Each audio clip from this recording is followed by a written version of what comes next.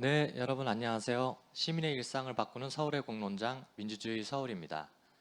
오늘은 15분 폭염을 이기는 시간이라는 제목으로 시민 여러분들이 참여하는 워크숍을 진행하도록 하겠습니다. 생각보다 이 장마가 길어지고 있는 가운데 올해 또 폭염도 만만치가 않을 거라고 예상하고 있는데요. 이 폭염이 닥쳤을 때 일반 시민들도 그렇지만 또 이 폭염 때문에 어려워지는 많은 분들이 생기고 또 저희 생활과 활동에도 여러 가지 어려움이 생기는데요. 어떤 어려움들을 서울시의 정책으로 함께 만들어 나가야 될지 오늘 이야기 나눠보도록 하겠습니다. 그럼 먼저 첫 번째로 참여하신 여러분들께 민주주의 서울에 대해서 소개부터 드리도록 하겠습니다. 시민의 일상을 바꾸는 서울의 공론장 민주주의 서울. 민주주의 서울은 시민이 제안하고 시민이 토론해서 시민이 정책을 만드는 서울의 공론장입니다. 그래서 내 생각은 이런데 서울시의 정책으로 이렇게 만들어지면 어떨까? 이런 제안을 하고 시민들과 함께 만들어가는 공론장이라고 볼 수가 있는데요. 시민 여러분들이 제안해 주신 제안에 시민 50여 명이 공감하면 부서가 답변을 합니다. 시민 100명이 공감하게 되면 공론장이 열리게 되고요. 1000명이 공론장에 참여를 하게 되면 서울시장이 답변합니다. 갈 것 없는 재활난민이라는 그 안타까운 뉴스들도 아마 많이 보셨을 거라고 생각합니다. 재활 치료를 위해서 많지 않은 재활병원들에 이곳 저곳을 전전하면서 떠돌아야 되는 장애인과 장애 아동들의 어려움들, 이런 것들을 보면서 한 장애인 어머님께서는 서울시 공공재활병원 건립이 좀 필요하지 않겠나라는 제안을 하셨어요.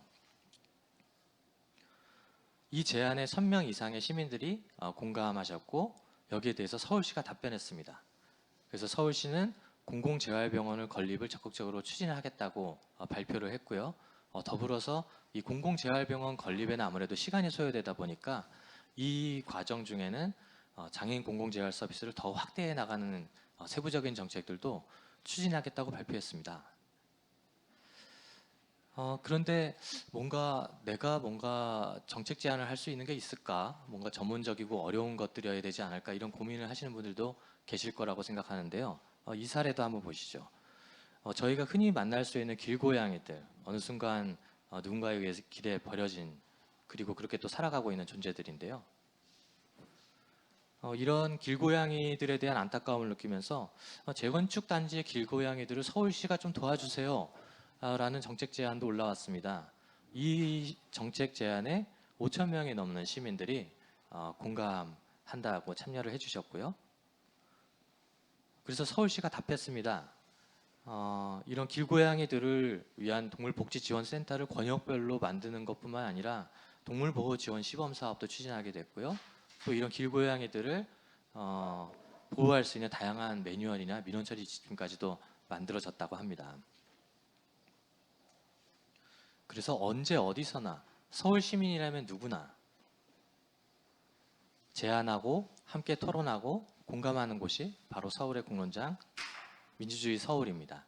그래서 오늘 이 워크숍에 참여하시면서 또 오늘의 주제, 이 폭염과 관련된 서울시가 좀 이런 정책들을 추진하면 좋겠다. 더 우리가 살기 좋은 서울시가 될 것 같은데 이런 그 다양한 제안들도 올려주시고 이후에 꼭 이 폭염 문제가 아니더라도 다양한 제안들 또 올려주시길 부탁드리겠습니다. 그러면은 여기서 민주주의 서울에 대한 소개 말씀을 마치도록 하고요. 그럼 본격적으로 15분 폭염을 이기는 시간에 대한 워크숍을 시작해 보도록 하겠습니다. 먼저 첫 번째 발제로 도시의 폭염이라는 주제로 도서 폭염의 시대를 쓰신 주수원 작가님 모시고 말씀 들어보도록 하겠습니다. 네, 이렇게 만나 뵙게 돼서 반갑고 감사하고요.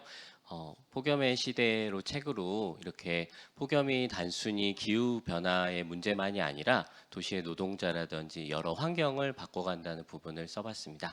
그러면 본격적으로 발제를 하도록 하겠습니다.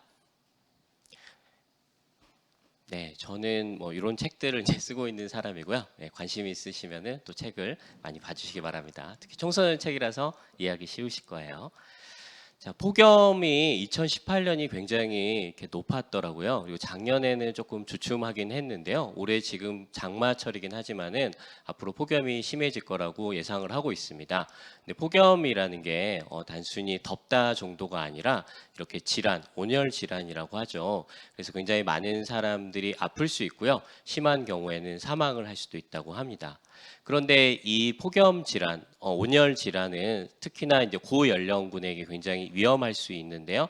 이렇게 그래프를 보시면은 이제 빨간색 그래프를 봐주시면 좋을 것 같아요. 이 노란색 같은 경우에는 온열 질환이긴 한데 빨간색을 보면은 인구 10만 명당 이렇게 온열 질환자 수로 하면은 굉장히 이렇게 고연령군에게 높게 나온다는 것을 알 수가 있습니다. 그리고 또 하나 이제 좀 우리가 기억해야 될 부분이 있는데요. 1995년에 시카고에서 굉장히 폭염 참사가 일어나게 됐습니다. 당시 시카고 인구가 280만 명인데 반해서 이 고온으로 인해서 원인 사망자들이 저렇게 485명, 그리고 실제 역학 조사를 했을 때는 700명이 넘게 나왔습니다. 우리가 흔히 미국 같은 경우에는 선진국이고 과연 이렇게 아무리 덥다고 해도 실제 사망까지 이를까 생각할 수 있는데요. 당시에 미국에서도 이 사건이 굉장히 많은 사람들한테 충격을 줬다고 합니다. 그리고 더 놀라운 것은 이 이후에 역학조사를 하면서 밝혀진 사실인데요. 이 표에도 나왔듯이 실제 사망자 수는 더 많기도 했고요. 또 하나 이렇게 그 어떤 사망자 수가 있는 지역들을 조사를 해보니까는 범죄율이 높은 지역하고 이렇게 비슷하다는 것을 발견을 할 수 있었습니다. 범죄율이 높다는 것은 단순히 그곳에 범죄자가 많이 산다는 것이 아니라 그 지역의 어떤 문화적 환경, 그리고 교육적 환경, 여러 가지 사회적 환경이 취약하다고 볼 수가 있는데요. 그와 관련해서 이제 우리가 주목할 만한 또 하나의 통계가 있습니다. 이 당시에 폭염 사상자의 73%가 65세 이상 노인이었다고 하고요. 또 민족 및 인종 집단으로 봤을 때도 아프리카계 미국인이 가장 높은 사망률을 기록했다고 합니다. 근데 이런 거는 사실은 이 분들이 건강이 취약하다는 부분이 아니라 실제 폭염이 발생했을 때 정보를 받기가 어렵고 또 돌봄을 받기가 어렵기 때문에 충분히 살 수 있었음에도 불구하고 이렇게 사회적인 죽음, 참사가 일어났다고 볼 수 있겠고요. 자, 그리고 이것은 먼 나라의 문제만은 아닙니다. 우리나라로 봤을 때도, 특히 서울로 봤을 때도 사실 지금 어떤 면에서는 우리가 이 묵과하고 있는 부분이 굉장히 큰데요. 자, 이 쪽방촌 사진을 봐보시면은 저렇게 굉장히 좁은 곳에서, 그리고 창문이나 환기 시설도 없는 곳에서, 또 하나 선풍기 하나 이렇게 놓기 어려운 그런 장소에서 사람들이 살아가고 있습니다. 특히 서울 같은 경우에는 인구 과밀로 인해서 이런 쪽방촌들이 굉장히 많고요. 이후 토론하면서도 다양한 분들이 얘기를 하시겠지만은 이와 관련한 사회적 대책이 아직까지는 좀 미흡한 상태입니다. 그리고 또 하나 코로나로 인해서 더더욱 이 취약계층들이 더욱더 위험에 노출돼 있는데요. 지금 어떤 면에서는 이 코로나가 이렇게 전염되지 않도록 경로당 운영을 일시적으로 차단함으로 인해서 이런 취약계층들이 또 갈 수 있는 곳이 점점 줄어들고 있습니다. 다행인 것은 이 서울시에서는 이와 관련한 여러 대책들을 6월 달에 또 발표를 했고요. 지금도 이제 보완을 하고 있다고 듣고 있습니다. 그렇지만 이제 오늘 이 토론을 들으시면서 더욱더 적극적으로 제안을 하시면은 앞서서 얘기했듯이 여러 사람들이 힘을 모으면은 또 서울시에서도 적극적으로 이렇게 대답을 하실 것 같고 정책이 바뀌지 않을까 이렇게 생각을 해보고 있고요. 자, 몇 가지만 좀 얘기를 드릴게요. 빨간색으로 된 부분을 보시면은 지금 이제 코로나 때문에 복지관이라든지 경로당을 닫고는 있지만은 이 폭염에 너무나 취약계층들과 고연령군이 많기 때문에 일정한 곳에서는 여러 가지 조건 하에 제한적으로 운영할 수 있지 않느냐 이렇게 하고 있고요. 또 이와 관련해서 방역 관리자를 배치를 하거나 수시로 환기를 하면은 이 문제를 안전하게 할 수 있지 않을까 하고 있습니다. 또 뭐 야외라든지 주민센터라든지 이렇게 무더위 쉼터를 다양한 방식으로 운영을 하겠다 하고 있고요. 또 취약계층들이 굉장히 이 폭염에 취약하기 때문에 여러 가지 적극적으로 냉방용품을 지원을 한다거나 아니면은 폭염 특보 시 취약 어르신들한테 일일이 안부를 확인한다거나 이 IoT 기기를 설치를 해서 안전을 이렇게 보호를 하려고 하고 있습니다. 다만 이따가 또 얘기를 하겠지만은 사회복지사분들의 어떤 인력의 한계라든지 예산의 한계 여러 가지 부분들이 한계가 있기 때문에 우리 시민들이 더더욱 적극적으로 제안을 하고 관심을 가져줬을 때 이런 부분이 바뀌지 않을까 싶고요. 마지막으로 또 하나 저희가 또 주목해야 될 부분은 산업재해입니다. 저 표를 보시면은 업종별 온열 질환 산업재해가 있는데요. 특히나 이제 건설업에 집중이 돼 있다는 것을 알 수가 있습니다. 뭐 2018년 굉장히 또 한국에서 역사적으로 폭염이 높았을 때는 저렇게 30명이 넘게 온열 질환이 있었고요. 또 사망자 수도 7명이 나올 정도로 단순히 덥다 이렇게 짜증내는 수준이 아니라 이 산업 현장에서는 생명을 위협할 정도로 굉장히 위험하다 이렇게 다시 한번 봐주시면 좋겠고요. 그와 관련해서 지금 이제 노동자들이 여러 곳에서 시위도 하고 정책 제안도 하고 있습니다. 뭐 택배 기사분들이 지금 이 마스크를 쓰면서 또 폭염과 또 코로나로 인해서 더더욱 배달이 증가하고 있는데요. 굉장히 근무 조건이 더더욱 악화되고 있고요. 아까 이제 봤듯이 건설업 같은 경우에는 저렇게 실제로 사망에도 이를 수 있게 되겠고 또 지금 어떤 학교 현장 다양한 곳에서 더더욱 이 어려움이 증가하고 있습니다. 그래서 우리 시민들이 할 수 있는 게 뭘까 좀 이렇게 답답해질 수도 있고 무기력해질 수도 있는데요. 8월 14일만큼은 우리가 좀 배달을 자제해 보자 이렇게 할 수도 있겠고요. 또 폭염특보가 내린 날은 우리가 좀 가급적이면은 어떤 배달 음식이라든지 뭐 이런 부분을 조금 자제할 수도 있을 겁니다. 또 그리고 이따가 더 많은 발제자분들이나 토론자분들이 얘기를 하시겠지만은 일상에서 조금씩 실천할 수 있고 또 시민들이 관심을 가지고 바꿔나갈 수 있는 부분들이 분명히 있지 않을까 하고요. 뭐 당일 배송을 뭐 제한을 조금 더 조심한다거나 그리고 좀 늦게 온다고 해서 뭐 그런 부분들을 항의를 하지 않는다거나 우리가 단순히 기업에다만 맡기는 것이 아니라 시민들의 성숙한 시민 의식으로 이렇게 바꿔나갈 수 있는 부분이 많다는 것 다시 한번 좀 강조를 하고 싶고요. 또 하나 사실은 이제 고용노동부에서 이런 폭염 작업장 수칙을 매년 얘기를 하고 있습니다. 그런데 이런 부분들이 실제로 잘 지켜지지 않고 있는 부분들이 있고요. 또 그래서 얼마 전에는 건설 현장에서 실제 이 폭염에 있어서 작업 중지권이라든지 휴게 시간이 제대로 지켜지지 않음으로 인해서 사망에 이르는 사건도 발생을 하게 됐습니다. 그래서 다시 한번 저희가 함께 이 문제를 고민하고 좀 해결책을 모색해 보면 좋을 것 같고요. 이렇게 의미 있는 시간 함께 해주셔서 다시 한번 감사드립니다. 고맙습니다. 네, 주수원 작가님의 또 여러 가지 다방면, 그 복지적인 측면, 또 노동적인 측면, 또 그 기후적인 측면에 대해서 다양한 부분에 대한 발제 말씀을 한번 들어봤습니다. 아, 다음으로는 두 번째 발제로 폭염에 대처하는 행동 제안이라는 제목으로 10년 후 연구소의 조윤석 소장님을 모시고 발제 말씀 청해 듣도록 하겠습니다. 네. 나오나요? 네. 네, 안녕하세요. 뭐 10년 후를 고민하다 보니까 이런 자리까지 불려 나오게 됐는데, 네. 지금까지는 쿨루프를 이렇게 보급하고 알리는 일을 많이 하고 있었습니다. 근데 꼭 쿨루프만이 아니라 앞으로 10년 후를 어떻게 살아야 되느냐에 대해서 고민을 하다 보니까 네, 두루두루 이런 발표까지 하게 됐네요. 네, 그럼 시작해 보도록 하겠습니다. 네. 지구를 식히는 가장 쉽고 빠른 방법이라고 제가 시작을 했는데 사진을 보시면 저게 중국 어느 도시예요. 중국 어느 가로수가 굉장히 크죠. 네. 그래서 저는 지금 일단 우리가 폭염 문제와 그다음에 이제 기후 위기 문제를 같이 해결하려면은 가로수 전정을 서울시에서 조금 약하게 해주셨으면 좋겠다.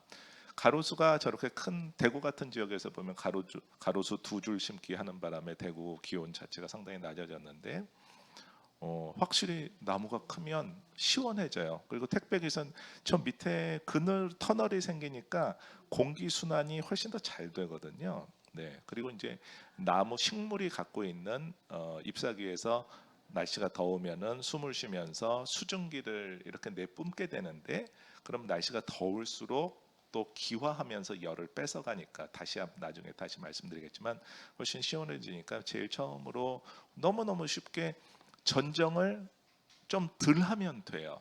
이게 항상 이렇게 너무 바짝 해버리니까 그늘도 안 생기고 수증기 양도 적어지고, 그래서 이제 그 이야기를 쉽죠?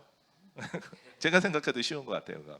네, 두 번째로는 제가 하고 있는 쿨루프에 대해서 잠깐 설명을 드리는데, 잘 아시다시피 산토리니예요. 산토리니는 저렇게 하얗게 할 수밖에 없었던 게 저 지역의 페인트, 하얀색 페인트는 공짜라고 그러더라고요. 네, 지자체에서 공짜로 나눠주니까 다 약간 이건 농담 섞인 이야기인데, 원래는 지중해성 기후고 햇빛이 많이 들어오니까 하얗게 칠할 수밖에 없었죠.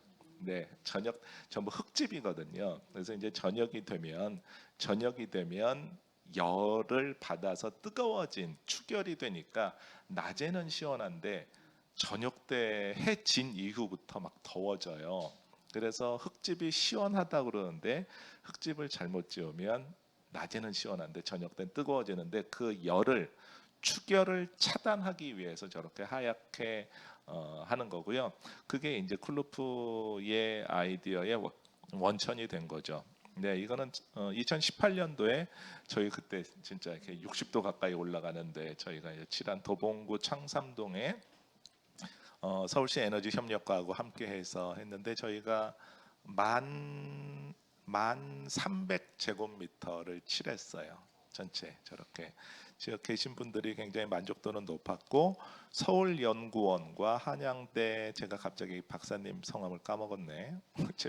이승재 박사님도 들어오시긴 했는데, 그러면 서울시 전체의 지붕을 다 칠하면 어떻게 될까? 그거를 모델링을 하셨는데, 가장 더운 오후 3시 온도를 2도나 끌어내릴 수 있을 정도로 엄청난, 네, 그런 효과가 있다고 모델링 발표 결과가 있습니다. 네. 그리고 그럼 쿨루프 원리는 너무 간단해서 뭐 이렇게 다시 설명드리기가 조금 뭐하지만, 그냥 우리가 여름철에는 밝은색 하얀색 옷을 입어서 열을 반사하면 시원해지는 거고, 겨울철에는 어두운 색 옷을 입으면 열을 흡수해서, 네, 그거예요. 근데 이제 거기에 조금 더 이제 열 반사율과 방사율 이야기가 좀 나오는데, 열을 반사시키는 것도 있고, 방사율이라는 건 열을 빨리 식히는 소재가 조금 들어가 있어요. 그래서 이제 보통 재료보다 더 잘 식죠. 네, 그래서 이제 쿨루프가 열도 반사하니까 들어오지도 못하게 하고, 들어온 열도 빨리 식히니까, 네, 더 시원함 유지할 수 있습니다. 네, 그래서 쿨루프는 지금 서울시에서 계속 시범 사업들을 좀 하셨는데, 조금 더, 네, 확대 보급하셔도 좋을 것 같아요. 단 한 가지 문제가 산업 연관성이, 간단하게 말씀드리면 쿨루프는 일자리가 많이 만들어지진 않아요. 이게 이렇게 뭐 재생에너지라든지 아니면 뭐 다른 어떤 그런 일자리들이 많이 확대되는, 전기차 같은 경우, 전기차도 주는구나.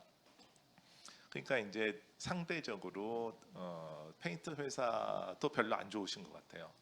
초록색 페인트를 팔면 훨씬 더 빨리 열화돼서 자꾸 갈아줘야 되거든요. 녹색 페인트 같은 경우는 최소한 5년에서 10년 사이에는 다시 재도장을 해줘야 돼요. 네, 계속 늘었다 줄었다 하니까 여름철에는 많게는 70도 이상 올라가고요. 겨울철에는 벌써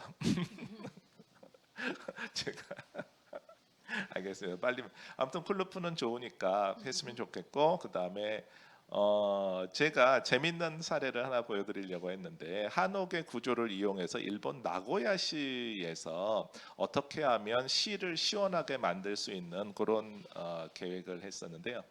바람길을 많이 만들어주고, 기본적으로 이 도시를 주변에서 다 생활할 수 있게 하자. 그리고 나머지는 전부 녹지로 만들자. 그래서 보시면은 저렇게 역 주변으로 고층으로 만들고 나머지 저층 주거는 다 녹지화하는 거예요. 이거는 조금 어려울 것 같아요.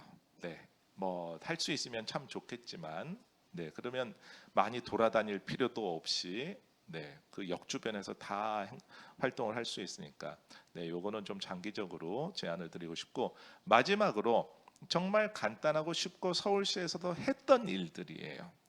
지금 저 담장 허물기만 해도 훨씬 더 녹지 공간이 많이 생기고, 그 다음에 지금 대기 흐름이 훨씬 더 원활해지고, 그 다음에 주차 문제가 해소되면서 특히 골목길에서 아까 제가 창삼동 인공위성 사진을 보여드렸지만 담장만 없어져도 주차 문제와 배달하시는 분들도 훨씬 더 쉽게 배달할 수 있을 것 같거든요. 그리고 또 좋은 게 저렇게 녹지가 많이 생기면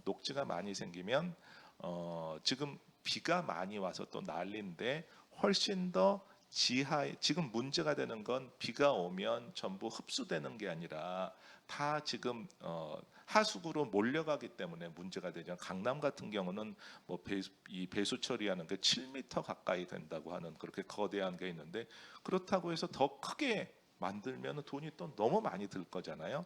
저렇게 담장을 허물어서 주차 공간도 확보하고 녹지를 많이 만들면 비가 일시적으로 많이 온다고 해도 전부 빗물을 지하에 저장할 수 있게 되는 거죠.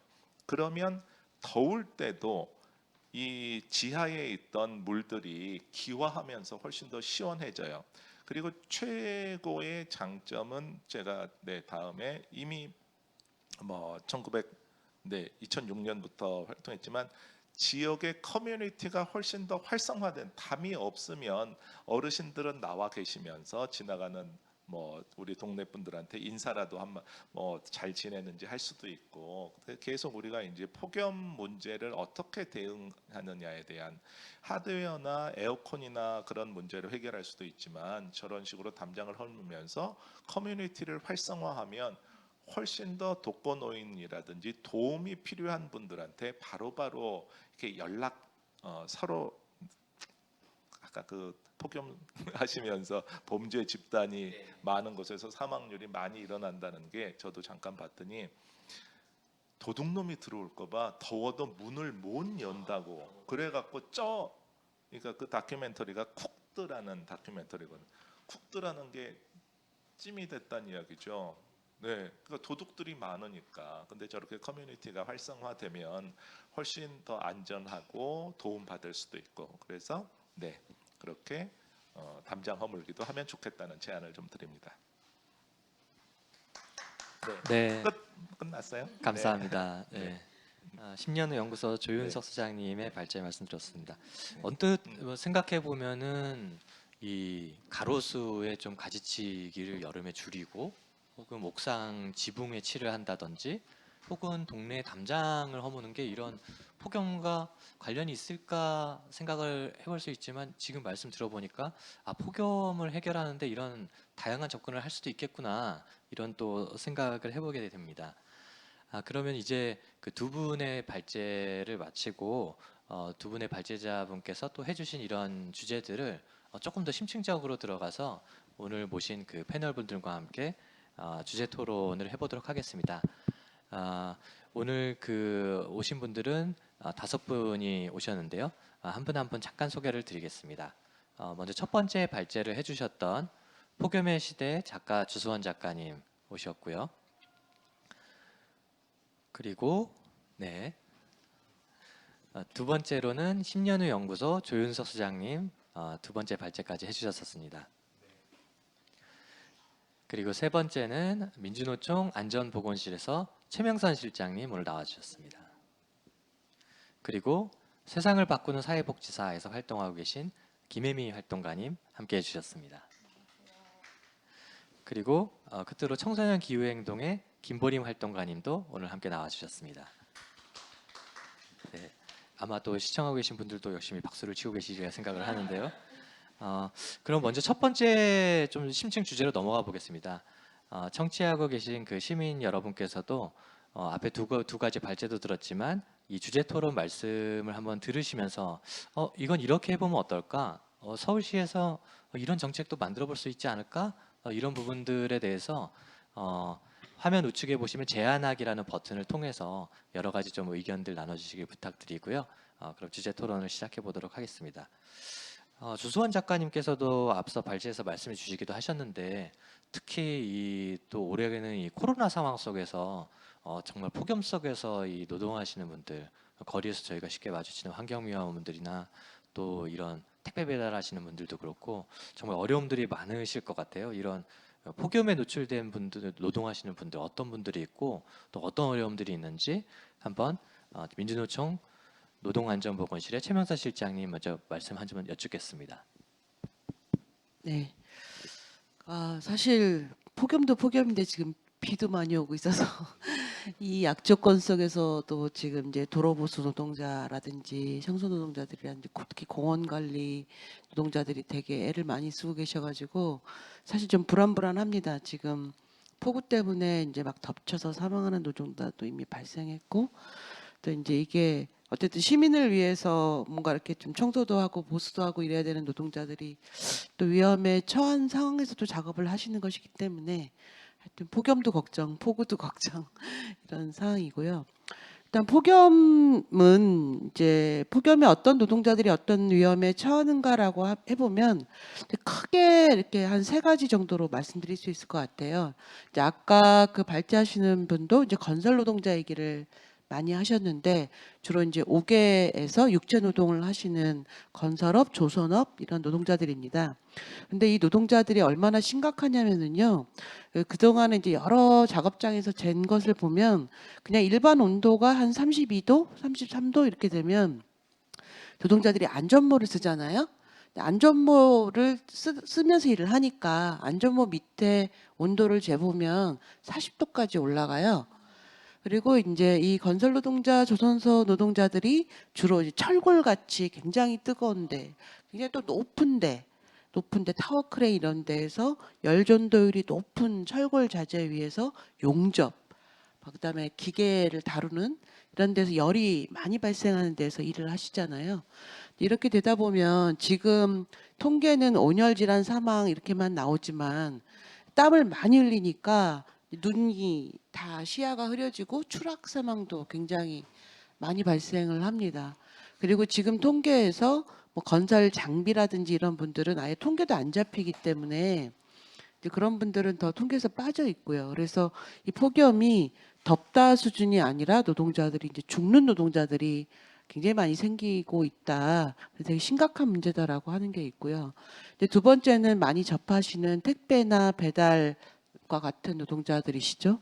그런데 이분들이 또 이동 노동인데 택배나 배달뿐만이 아니라 저희가 뭐 검침이라든지 가스 점검 이런 분들이 다 폭염기에 계속 집을 방문하시면서 일을 하고 계세요. 근데 이분들은 근데 휴게 시설이 없게 되죠. 굉장히 더우면 작업을 중지하면 좋지만 더울 때 일을 하는데 그러면 이제 한 고정 사업장 같은 경우에는 잠깐 휴게실에서 쉬거나 뭐 에어컨인데 잠깐 쉬거나 이럴 수 있지만 이분들은 휴게실이 없기 때문에 계속 그 일을 하시게 되는 거죠. 그래서 이제 물량을 줄이고 인력이 늘어가야 되는데 지금도 여전히 폭염 시기에 일을 하고 계십니다. 이제 세 번째 좀 위험하다고 많이 얘기되는 것이 조리 업무와 같은 건데 이제 5개는 아닌데 굉장히 뜨거운 조리기구를 다루시니까 거기서 열기구가 굉장히 많이 발생하게 되죠. 그리고 이런 조리 업무도 있고 이제 경비 노동자처럼 굉장히 아무 휴게 공간이 제공되지 않은 데에서 이제 일을 하시고 또 사망하시는 경우도 있고 서울대에서 사망하신 노동자 또 추모 주기가 다가오고 있고 이렇습니다. 이런 노동자들이 폭염과 관련해서 예를 들면 건설 노동자들은 옛날엔 겨울이 무서웠어요. 동절기에 일을 못하니까요. 실업과 그 생계적인 위험이었는데 요즘에는 막 개발이 많이 돼서 겨울에도 일을 하시는데 오히려 이제 폭염이 더 심각하게 길어지고 높아지고 이러면서 굉장히 심각한 이제 위협으로 좀 다가오고 있습니다. 저희가 생각했을 때는 일단 가장 근본적인 해결은 폭염 시에 작업을 중지해야 된다는 거예요. 근데 이 저희 민주노총이 이 주장을 지금 15년째 하고 있는데 노동부가 계속 권고만 하고 있어요. 폭염 시기에는 작업을 중지해라. 그런데 권고예요. 그러니까 아무도 안 지키죠. 근데 여태까지 한 번도 건설 현장에 폭염 시기에 작업 중지가 된 적이 없다가 2018년 굉장히 심각해지면서 이제 서울시부터 지자체 일부가 시작되고 공공건설 현장에 작업 중지 명령이 떨어졌습니다. 8월 1일. 근데 그 해에 이미 건설 노동자가 6명, 7명 죽고 난 뒤였죠. 그리고서는 이제 지금은 진행이 안 되고 있습니다. 저희는 폭염 시에 가장 첫 번째는 작업을 중지해야 된다. 그게 법으로 돼야 된다. 안 그렇고 권고로는 해결이 안 된다. 근데 이렇게 작업을 중지하려면 거기에 대한 임금 보전 문제라든지 공사와 연동되어 있는 공기 문제, 원화청 간의 그런 폭염 시에 작업을 중지하더라도 책임을 묻거나 손해배상을 하지 않도록 하는 그런 제도가 되어야 되고요. 공공은 건설 현장에 이미 제도가 들어왔는데 민간은 안 들어와 있고 건설 말고 앞서 말씀드린 조선업이라든지 다른 여러 업종들도 다 그런 문제가 부딪혀 있는 거거든요. 이런 것들이 이제 제도화가 안 되니까 계속 문제는 반복된다고 보고 있습니다. 두 번째는 이제 그런 거 말고 이제 급식조리나 아니면 아파트의 경비 청소하시는 분들은 그 되게 높은 온도에서 일을 하시게 되니까 냉방기, 난방기 이런 것들이 최소한의 이제 보호가 돼야 돼요. 그런데 현재 법에는 그걸 고열 작업이라고 저희가 부르는데 현재 법에는 학교 급식실이나 이런 조리 업무도 빠져 있고 경비 노동자가 굉장히 폭염에 높은 온도가 올라가도 에어컨을 설치해 줘야 되는 사업주 의무가 없습니다. 그러다 보니까 이게 좀 해결이 안 되고 있거든요. 그래서 이 폭염이 노동자들에게는 그냥 잠깐 덥고 마는 문제가 아니고 정말 비 오듯이 땀을 쏟아서 조끼에 소금꽃이라고 저희가 부르는데 몸에 소금기가 다 빠져나와서 조끼에 소금꽃이 필 정도로 일을 하고 계시거든요.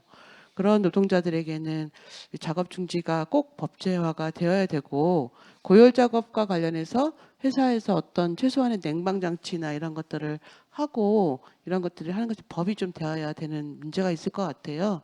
그리고 이런 문제에 대해서 시민분들도 이제 우리 아파트에 경비 노동자들 계신데 거기 일하시는데 냉방기 좀 잘 설치되어 있는 건지 사용하고 계신 건지 또 내가 어떤 그 학교에서 일을 하고 있는데 이렇게 더운데 급식실에 요 튀김이나 부침 같은 거 이런 메뉴 이제 여름에는 좀 안 할 수 있잖아요. 그런 거 하지 말아라. 서울시만 하더라도 공공기관에서 정말 더울 때는 열기구 많이 사용하는 메뉴는 좀 하지 말자라든지 좀 이렇게 좀 접근해서 노동자들의 좀 안전과 건강도 좀 보장해 줬으면 좋겠습니다. 네, 이상입니다. 말씀 듣고 보니까 뭐 실제 이 폭염 속에서 또 이 취약 노동을 하시는 분들을 위해서 아까 주선 작가님도 말씀하셨지만 15분 뭐 쉬는 시간도 그렇지만 뭐 작업을 중지할 수 있는 이제 그런 것들도 뭔가 이 조례가 돼야 될까요? 뭐 잘 모르겠지만 이 서울시 정책들이 좀 필요하지 않을까라는 생각도 들고 다양한 좀 시민 제안들이 필요할 것 같습니다. 첫 번째 주제 토론에서 이제 그럼 두 번째 주제 토론으로 한번 좀 넘어가 보겠습니다. 두 번째 주제 토론은 에너지 빈곤층, 폭염 취약층을 위한 복지 정책은 좀 어떤 것들이 필요할까? 시민 여러분들의 또 제안이 이제 필요할 것 같은데요. 이 두 번째 주제 토론을 좀 여는 말씀은 세상을 바꾸는 사회복지사의 김혜미 선생님께 좀 청해 듣도록 하겠습니다. 네, 안녕하세요. 방금 이제 소개받은 세상을 바꾸는 사회복지사 김혜미 활동가라고 합니다. 네, 오늘 저는 이제 폭염 취약계층에 어떻게 복지 정책들이 필요한가 이런 이야기를 좀 드리고 열어서 이제 다른 분들의 이야기를 좀 듣고 싶은데요. 사실 폭염 취약계층이 따로 있는 것이 아닙니다. 주거 취약계층, 인권 취약계층이 다 폭염 취약계층이고 지금 이렇게 기후 위기가 가속화되는 시대에서 불평등 문제 또한 같이 함께 가속화되면서 이 문제는 심각도는 더욱더 증가하고 있다는 생각이 듭니다. 서울시에서 이번에 폭염과 코로나로 인해서 예산 지원을 크게 확대했습니다. 100% 확대를 했는데 했는데요. 그렇다고 해도 5억입니다. 5억이면 사실 우리나라 기초생활수급자가 굉장히 지금 늘어나기도 하고 인원이 이렇게 많은데 5억 가지고는 사실 폭염 취약계층의 모든 삶을 보장하고 있다고, 또한 아까 말씀해주신 노동자분들은 또 취약계층으로 카운팅이 되진 않은 경우들이 많거든요. 이런 경우에서 사각지대가 분명함에도 5억을 100% 늘렸다고 해서 이것이 전부가 될 수는 없다고 전 말씀드리고 싶고요. 제가 살짝 이제 같이 지금 시청하고 계시는 분들을 글을 좀 봤는데 무더위 쉼터에 대한 의견들이 좀 있으시더라고요. 그래서 올해는 서울에는 670개소로 조금 확대를 해서 운영을 하되 수용 인원을 50%로 줄인다고 합니다. 왜냐하면 당연히 이제 코로나를 염두에서 이런 결정을 하셨겠지요. 그런데요, 저는 오늘 좀 이야기 드리고 싶은 것들이 있습니다. 물론 어르신들이라든지 경로당을 이용하거나 사회복지 시설을 이용하시는 분들은 무더위 쉼터로 크게 이제 폭염을 예방하는 것을 진행하고 계십니다. 하지만 우리 사회 홈리스들이 있으시죠. 저희 서울역만 나가봐도 이번 출구에서 지금 이 폭염과 폭우를 온몸으로 막아내고 계시는 분들이 계십니다. 근데 이런 분들 무더위 쉼터를 가장 많이 이용하셔야 되는데 이분들은 이것을 안전하게 이용하지 못합니다. 왜냐하면 본인들의 행색 그리고 냄새 이런 것들이 타인에게 피해가 갈까봐 이런 것들을 안전하게 이용할 수 없는 이런 사각지대가 분명히 발생하고 있습니다. 이 기후위기의 최대 피해자가 어떤 계층이고 어떤 사람들에게 이 기후위기가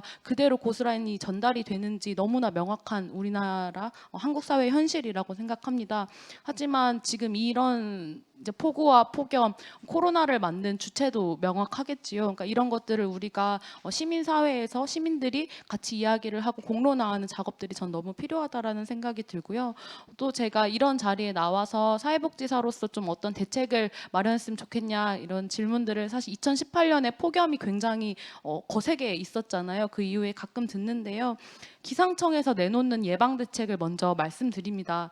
기상청에서 어떤 것들을 예방 대책으로 내놓냐면요. 야외 활동을 자제해라. 식사는 가볍게 해라. 더운 공기를 내보내라. 햇볕은 가려주고 휴식은 자주 취하고 물 섭취는 자주 하고 선풍기와 에어컨으로 찬 공기를 확보하고 추가적으로 보건복지부는 과일 섭취를 자주 하라고 합니다. 사실 이것을 봤을 때 취약계층들은 어떠한 기분이 들까요? 집조차 아까 쪽방촌 사진을 보여주셨었는데요.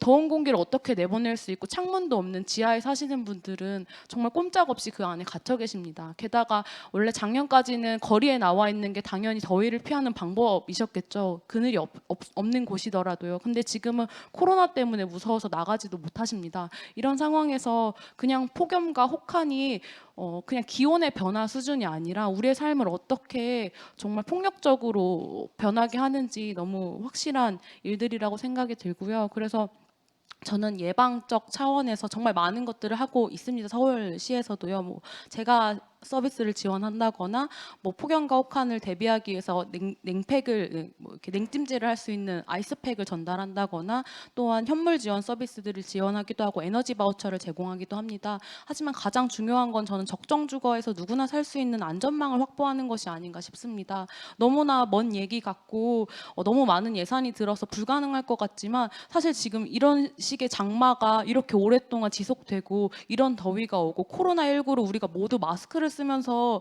토론회를 온라인으로 진행하는 사회가 올 것이라고 예상한 적 아무도 없습니다. 우리는 이제 한 번도 예상하거나 한 번도 시도해보지 않은 정책들을 이제는 이야기할 수 있어야 한다고 말씀드리고 싶습니다. 네, 저 여기까지 할게요. 네, 토론 말씀 잘 들었습니다.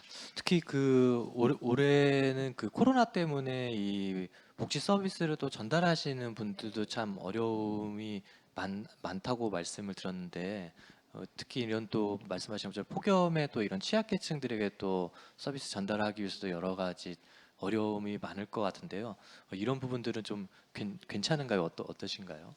그런 부분도 당연히 이제 어려운 부분들이 있는데요. 지금 사실 비대면 서비스 또 비대면 의료가 또 많이 논의가 되고는 있습니다. 하지만 중증 장애인이라든지 그리고 장애인분들 또 거동이 불편하신 어른들의 경우에는 대면 서비스가 절대적으로 필요합니다. 그런데 사회복지사들이 지금 도시락 배달이나 이런 것들은 지금 개인 복지관 서비스 차원에서 하고 있거든요. 근데 이분들 방역복이 하나도 없습니다. 그러니까 그냥 그대로 노출된 상태에서 마스크를 착용하고 이제 가호 방문해서 도시락을 배달하거나 그 이제 그 분들이 어떻게 잘 지내고 계시는지 체크를 하고 사례 관리를 하는데요. 그러니까 이렇게 노출된 상태에서 많이 힘든 시간들을 보내고 계시고 실제로 그러다가 복지관에서 코로나 이제 확진자가 한 명 발생하게 되면 다 폐쇄 조치거든요. 그러니까 이런 두려움 속에서 트라우마를 경험하고 계셔요. 사회복지사 분들이나 또 사회복지 관련 기관에 계신 분들은 또 이제 우리가 한 몇 달 전까지만 해도 그런 이제 의료시설에서 또 어떤 병동에서 코로나가 확진자가 발생해서 폭발적으로 이제 확진자 수가 늘어나는 것들도 경험하지 않았습니까? 그러니까 이런 부분이 분명히 있기 때문에 저는 사회복지사라든지 아니면 사회복지 공공 업무를 수행하는 많은 인력들을 보강해야 할 필요가 있지 않나 이런 말씀도 드리고 싶습니다. 이 근본적으로 좀 이 폭염에 취약한 이 취약층들의 문제를 어떻게 접근해야 될지 전혀 이제 다른 좀 관점도 필요하다라고 이제 좀 의견도 주셨는데요. 뭐 김혜미 선생님도 그렇고 뭐 다른 분들도 좀 이 취약층들을 위해서 좀 어떤 것들이 좀 필요할지 혹시 그 의견이 있으시거나 말씀이 있으시면 좀 부탁드리겠습니다. 혹시 뭐 주수원 작가님 혹시 이런 특히 취약층 관련해서 또 할 수 있는 부분들이 어떤 게 있을까요? 저는 이제 오늘 들으면서 되게 많이 배우게 되고 이런 시간을 가졌는데요. 이따가 이제 또 김보림 선생님이 또 토론하면서 얘기를 이제 하실 것 같은데 결국에는 이제 시민들 특히 청소년 포함해서 적극적으로 제한해야지 이 문제가 바뀔 것 같고요. 이제 서울시 차원에서도 말씀하셨듯이 조례를 만든다거나 아니면 예산을 늘린다거나 아니면 이 노동 환경에서 제대로 지켜지지 않는 부분들을 적극적으로 감시를 한다거나 이러면은 바꿀 수 있지 않을까. 우리가 이제 지하철에서 마스크를 쓰고 다니지 않는 사람을 또 앱으로 이렇게 또 신고를 하기도 하잖아요. 그런 것처럼 지나가다가 폭염의 건설 현장에서 이 폭염특보가 내려졌는데도 건설을 그러니까 계속 작업 중지권 없이 하고 있다. 그럼 시민들이 얼마든지 또 이렇게 서울시에 제보를 할 수 있는 그런 시스템들도 우리가 충분히 아이디어를 생각할 수 있지 않을까. 그래서 조례와 예산과 인력과 시민들의 감시 체계를 만든다면은 이런 취약계층 문제라든지 노동 환경 문제들도 조금씩 바꿔지지 않을까 이렇게 생각을 해봅니다. 네. 그러면은 다음으로는 세 번째 주제 토론으로 한번 넘어가 보도록 하겠습니다. 폭염에 노출된 이 노동하시는 분들 또 이런 그 폭염에 취약한 또 빈곤층 취약층들의 문제도 생각해봤지만 또 사실 뭐 일반 시민들도 꼭 여기서 이제 이 전혀 분리된다고 생각되지는 않지만 그래도 또 저희 이 서울을 함께 살아가는 이 평범한 시민들을 위해서는 그러면은 이 폭염에 대비할 수 있는 혹은 극복해 나가기 위한 정책들 좀 어떤 게 필요할지 시민 여러분들의 좀 의견 들으면서 한번 그 말씀 나눠보도록 하겠습니다. 김혜미 선생님 아까 말씀해 주시면서 여러 가지 어려움도 말씀해 주셨는데 혹시 좀 일반 시민들을 위해서도 좀 이런 것들이 필요하지 않을까 좀 이런 고민은 어떤 게 있으셨을지 한번 여쭤보고 싶습니다. 저는 지금 질문 올려주시는 것들도 굉장히 저희가 주의 깊게 살펴볼 내용들이 많다고 생각하는데요. 아까 이제 그 이렇게 벽을 흰색으로 칠하는 거나 이제 지붕을 하얀색으로 만들어서 이제 에너지 효율이 좋게 만드는 것들 이런 것들을 어떻게 우리가 실질적으로 시행할 수 있을지 이런 부분들도 필요하고요. 사실 취약계층의 삶의 질이 좋아지는 것이 저는 그렇지 않은 분들과 다르지 않다라는 생각도 들어요. 그러니까 지금 이 공동체 사회에서 우리의 적정 기준이 높아지는 것이 다른 삶과 다르지 않다라는 것들을 좀 이야기 드리고 싶고요. 또 복지 대상자가 꼭 그렇게 정해져 있는 것은 아니라고 생각이 듭니다. 우리가 모두가 노인이 되면 노인과 관련된 복지 정책을 수혜받듯 저는 이런 부분에서 우리가 같은 수준에서 같은 위치에서 고민해야 하지 않을까 그런 관점을 좀 가져야 하지 않을까라는 생각도 듭니다. 네. 네. 잠깐 한번 그 이 시민 여러분들께서 제안해 주신 화면 한번 그 띄워봐 주시면 좋을 것 같은데요. 이런 의견도 올라오고 있습니다. 1인용 무더위 쉼터를 좀 만들어 보면 어떨까? 전화부스처럼 만들어서 너무 더울 때 일반 시민들도 그렇고 노숙자분들도 누군가에게 좀 폐를 줄까 걱정하지 않고 이용할 수 있는 이런 쉼터 이런 것들이 있으면 어떨까 이런 의견도 올라오고 있습니다.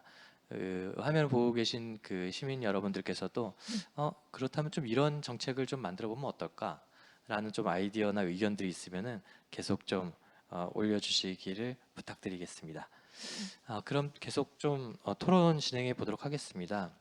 어, 아까 그 조윤석 수장님께서는 여러 가지 또 단기적인 효과도 있지만 또 장기적으로 이 서울시가 전체적으로 이런 쿨루프를 좀 해보면 어떨까 네. 이런 그 시뮬레이션도 좀 있다고 말씀을 드렸는데요.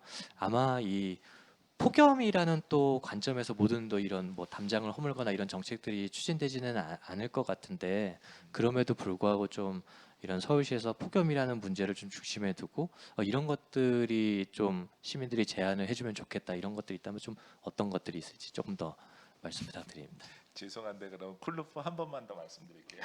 네네네. 저희가 왜냐하면 지금까지 제가 2014년부터 서울에 있는 옥탑방을 한 300여 채 정도를 칠을 했어요. 네, 근데 이제 실질적으로 취약계층이죠. 가장 주거 취약계층이고, 근데 정말 효과가 좋아요. 에어컨이 없이 조금 더위를 잘 견디시는 분들은 보통 옥탑방 온도가 여름 제일 더울 때는 40도 이상 넘어가거든요. 실제로 살 수가 없어. 한 여름철 15일 가장 더울 때는 옥탑방에서 못 살고 뭐 카페를 간다든지 친구네 집을 간다든지 살 수 없으니까 과외로 돈이 싼 줄 알고 들어갔다가 근데 저희가 해보면 훨씬 더 진짜 한 2, 3도 정도 단열 상태에 따라서 내려가는 효과가 있기 때문에 좀 적극적으로 네, 이렇게 좀 홍보가 됐으면 좋겠고 네, 그거는 쿨루프의 장점 제가 너무 안타까워서 말씀드리는 거고요. 그다음에 혹시 소장님 그러면 지금 뭐 서울시에서는 이런 쿨루프나 이런 뭐 어떤 정책이나 이런 것들이 있을까요? 서울시에서 지금 열심히 하시다가 요즘은 다른 일도 에너지 전환 쪽으로 이제 포커싱을 온실가스를 감축하는 쪽으로 재생에너지, 태양광 발전하고 그다음에 그런 쪽으로 이제 하시니까 그런데 이제 이건 적응 사업이거든요.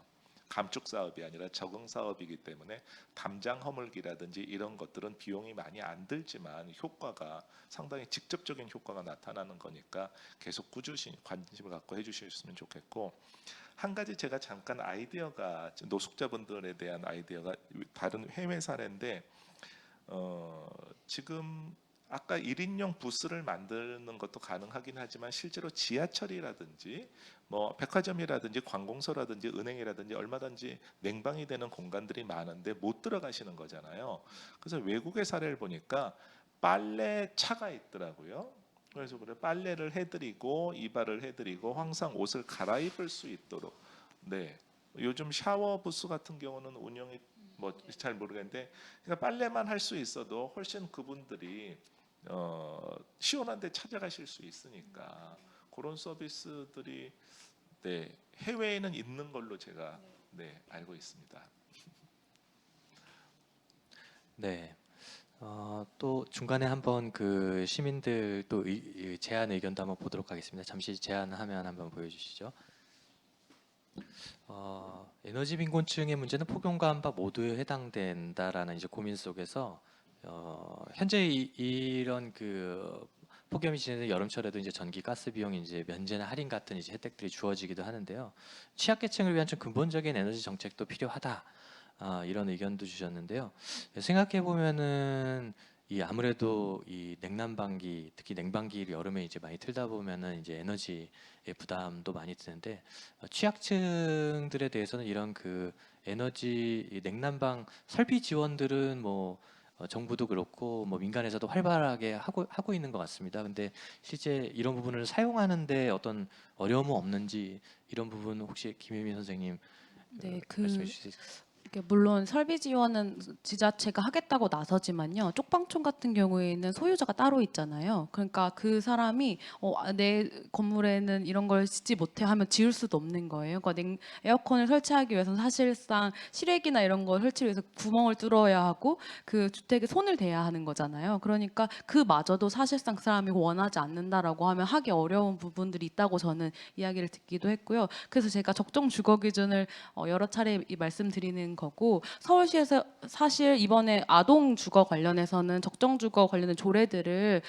얘기하고, 아마 제가 그 토론회에도 다녀왔는데요. 그게 초록우산 어린이재단과 같이 이제 실제로 실태 파악을 해서 아동이 살기 위해서는 반제한 안 되고 뭐 이런 내용들을 하나하나 정해서 적정 주거안을 만들기 시작했어요. 저는 이게 이제 아동에서 시작은 했지만 이제 전 국민으로 나아가야 할 시대가 왔다라는 생각이 들고요. 사실 이런 냉난방기 설치를 한다고 하고 전기료나 뭐 이런 요금들을 에너지 바우처를 통해서 한다고 해도 이미 살고 있는 집이 아까 말씀하신 대로 옥탑방 같은 데는 들어가면 정말 쪄 죽는 거고요. 저희 쪽방촌에 사시는 어르신들 인터뷰한 기사나 내용들을 보시면 사우나 같은 집에 살고 있다라든지, 아니면 서울시에서도 집을 이렇게 공간을 주는 사업들도 해요. 근데 그런 집의 경우에는 너무 커요, 집이. 그러니까 되게 역설적인 사례들이 있는데 제가 시간이 많으면 이런 사례들을 하나하나 좀 말씀드리고 싶은데요. 집이 엄청 큰데 정말 생면부지한 3인의 어르신을 그냥 그 집에 넣는 거예요. 그리고서는 이제 그 집에서 발생하는 모든 비용을 나눠서 낼 수 있게끔 하는데, 그게 1인당 이렇게 고지되는 것이 아니라 알아서 낼 수 있게끔 하거든요. 그렇다 보니 이제 너무 큰 집이니까 냉난방기를 돌리는 것 자체가 부담스러우시죠. 그분들은 대부분 이제 기초생활 수급자 어르신들이니까요. 그러니까 그런 경우 역설적인 사례들도 사실 있거든요. 그래서 저는 서울시에서도 사실 이런 정책들을 실행할 때 이런 전문가들의 이야기를 듣거나 또 이렇게 시민을 대표할 수 있는 사람들의 이야기를 듣는 것도 굉장히 중요하지만, 실제로 그 집에 사는 분들의 이야기들을 듣는 것이 너무 소중하다고 생각이 들고요. 그래서 정말 민주주의 서울이 되기 위해선 실제 당사자분들의 이야기들을 듣는 것이 너무 중요하지 않을까, 이런 생각이 듭니다. 네. 네.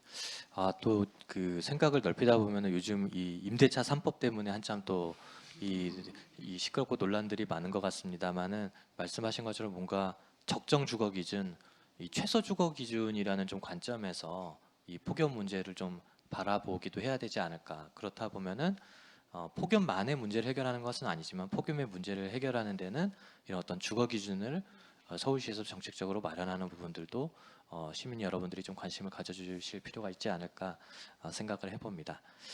네, 그러면은 오늘 그 마지막 네 번째 주제 토론으로 좀 넘어가 보겠습니다. 네 번째 주제 토론은 폭염의 원인, 이 기후 위기에 대해서 어떻게 대응해야 되는가, 이런 이 문제를 가지고 청소년 기후 행동의 김보림 활동가님을 모시고 먼저 여는 말씀 한번 청해 듣도록 하겠습니다. 안녕하세요. 저는 청소년 기후행동의 김보림이라고 하고요. 청소년 기후행동은 기후위기를 인식한 청소년들이 더 이상 우리한테 안전한 미래가 없다라는 걸 인식을 하고, 지구 평균 온도 상승을 1.5도 이내로 우리가 한번 막아보자라고 모여서 실제로 정치와 정책의 변화를 요구하고 있는 청소년들의 플랫폼입니다. 제가 앞선 토론 이야기를 들으면서 생각이 들었었던 거는, 기후 재난으로 인한 폭염이나 산사태 등의 지금 일어나고 있는 재난이 되게 강도가 세지고 있고 빈번해지고 있는데, 사실 대응책들은 개인이 감당해내야 되고 개인이 견뎌내야 되는 정도의 수준에만 그친 것 같아요. 뭔가 물품을 지원을 하거나 취약계층이라고 말을 해서 뭔가 지원을 해도 그때 그냥 그 해를 잘 살아남는 그런 대책밖에 없는 것 같다라는 생각이 좀 드는 것 같아요. 그래서 저는 조금은 거시적인 좀 시스템의 변화 같은 정책의 큰 변화를 해야 된다라는 이야기에 좀 초점을 맞춰서 전달을 드리려고 해요. 우리나라 사람들은 다 기후변화가 심각하다라는 건 알고 있더라고요.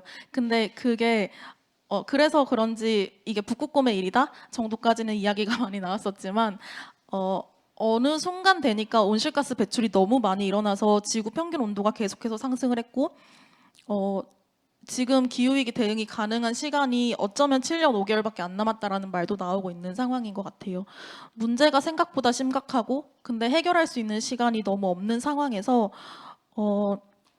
예측이 불가능했던 코로나라는 감염병의 재난을 겪었지만 예측이 가능한 기후 재난을 우리는 마주하고 있는 상황인 것 같아요. 근데 정작 정부의 어떤 정책들을 살펴보면 청소년들이 거리로 계속 나올 만큼 온실가스를 줄이는 실질적인 어떤 대책은 사실은 한 번도 이루어지지 않았던 것 같아요.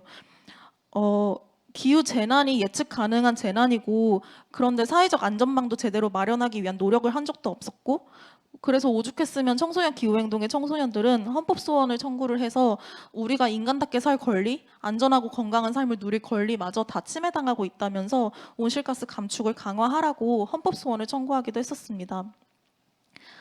기후 위기가 생각 그 이상으로 너무 심각하고 대응하기엔 시간이 없어서 우리 모두가 올해를 잘 버티고 내년에도 잘 살아남아야 하는 걱정을 해야 되는 되게 시급한 시점인 것 같아요.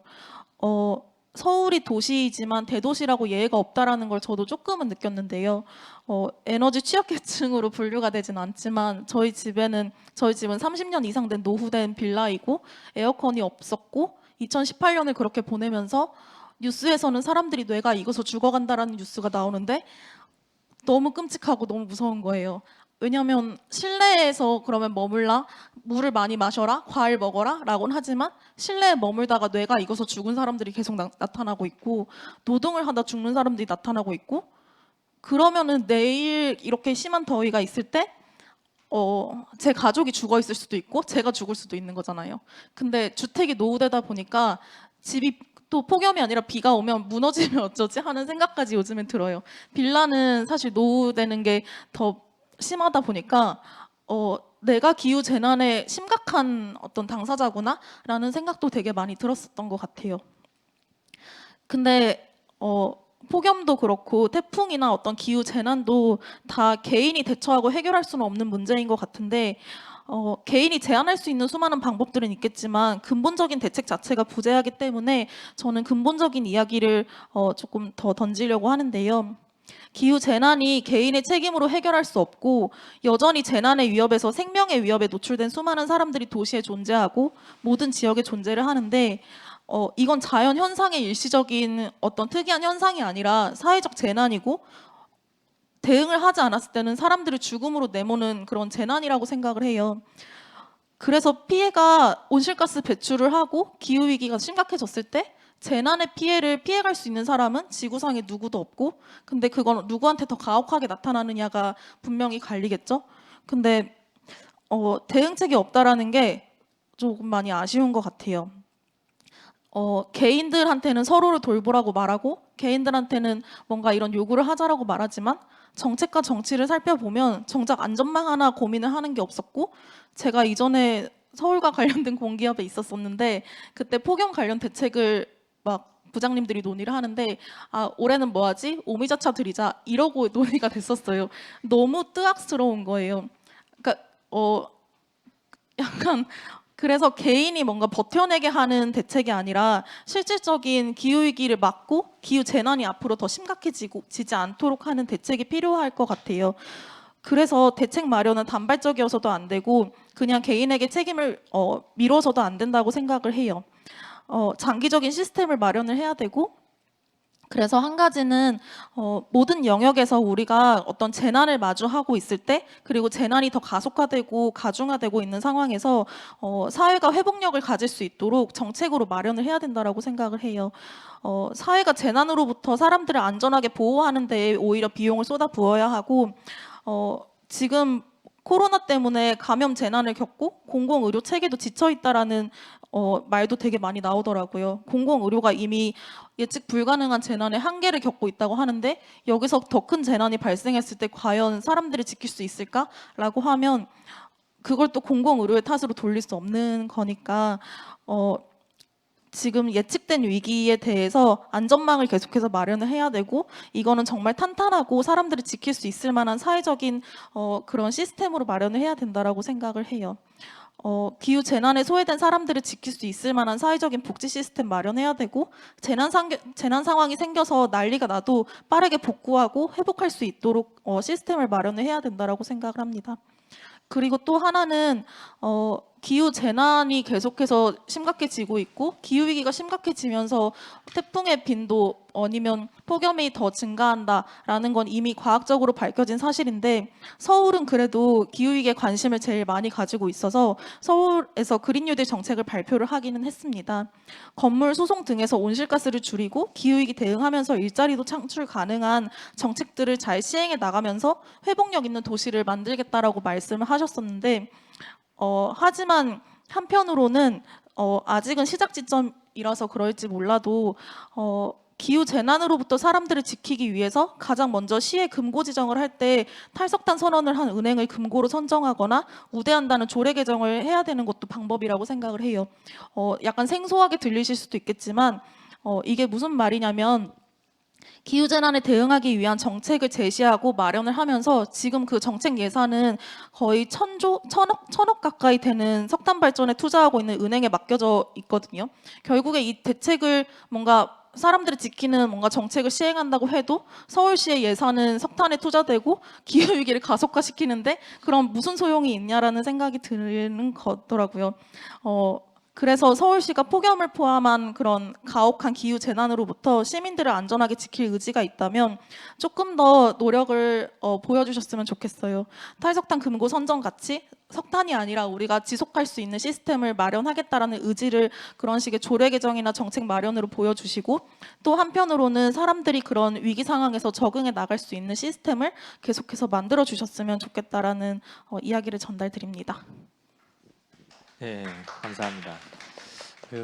궁극적으로는 장기적으로는 봐서 이런 폭염을 뭐 매년 그냥 순간순간 막아내는 문제뿐만이 아니라 좀 장기적으로는 이제 탄소 배출을 서울시부터 좀 줄여나갈 수 있는 부분들 그리고 여기서부터 출발해서 좀 더 체계적으로 이 기후 위기에 좀 대응해 나가고 할 수 있는 이제 정책 개발들에 대해서도 시민들의 좀 제한이 필요하다 이런 말씀으로 들었습니다.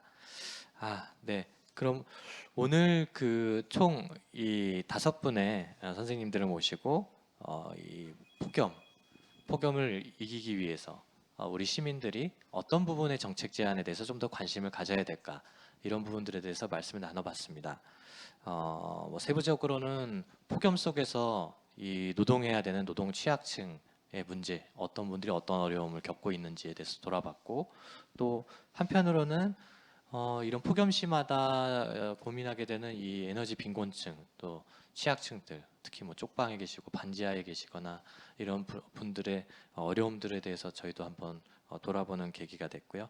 또 일반 시민들을 위한 폭염 정책들은 또 어떤 것들이 있어야 되는지 또 단기적인 것들이 아니라 장기적으로 이 폭염이 발생하는 기후 변화라는 이제 이 위기 상황들에 대처하기 위해서 서울시에 어떤 정책적 고민들이 필요한지들에 대해서도 한번 이야기를 나눠봤습니다. 그럼 이 시간을 통해서 시청해주신 또 시민 여러분들께서 우리 서울의 폭염을 막아내고 극복해 나가기 위한 다양한 정책 제안들을 올려주시기를 부탁드리면서 오늘 이 워크숍을 마치도록 하겠습니다. 오늘 이 참석해주신 분들께 감사드리고 끝으로 여러 가지 오늘 그 의견들을 많이 올려주셨습니다. 중간중간 소개도 드렸습니다만은 이 오늘 발제와 토론을 들으면서 시민 여러분께서 생각하신 좋은 정책적 제안, 아이디어 이런 부분들은 다시 한번 저희 민주주의 서울 플랫폼 그 화면에 보이시는 주소로 접속해 주셔서 시민 제안을 남겨주시면 좋겠습니다. 화면에 보이시는 것처럼 민주주의 서울 홈페이지에 들어가면은 오늘 워크숍과 연동해서 시민 제안을 직접 남길 수 있는 별도 페이지를 또 개설하였습니다. 그래서 이 페이지로 접속을 하시면은 좀 더 손쉽게 제안을 남겨주실 수 있으리라고 생각을 합니다. 네, 그러면은 오늘 여기까지 마무리하려고 하고요. 오늘 이 자리에 함께해 주신 5분의 또 발제자와 토론자 선생님 여러분들께 감사드리고 시청해 주신 여러분들께 감사드립니다. 이상으로 마치겠습니다. 감사합니다.